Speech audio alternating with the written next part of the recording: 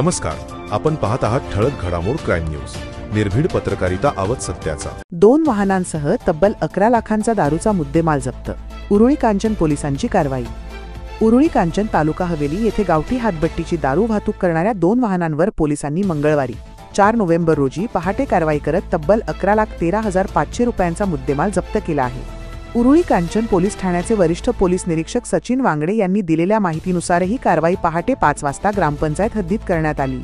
पोलिसांना पाहताच दोन्ही वाहनांचे चालक अंधाराचा फायदा घेत पळून गेले असून त्यांचा शोध सुरू आहे.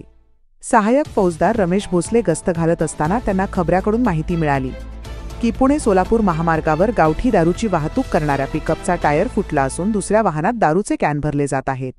ही माहिती मिळताच पोलिसांनी तात्काळ छापा टाकला.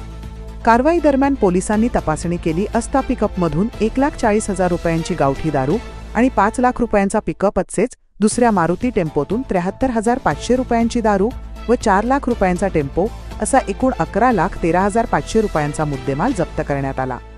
ही कारवाई वरिष्ठांच्या मार्गदर्शनाखाली सहाय्यक पोलीस निरीक्षक ज्ञानेश्वर बाजगिरे, सहाय्यक फौजदार रमेश भोसले, पोलीस हवालदार सुनील वाघमारे, पोलीस अंमलदार रविकुमार फडशिश, उल्हाळकर ऋषिकेश रासकर आणि धनंजय भोसले यांच्या पथकाने केली. या प्रकरणाचा पुढील तपास सहाय्यक फौजदार रमेश भोसले करीत आहेत. प्रतिनिधी अविष्कार फुले सोबत ठळक घडामोड.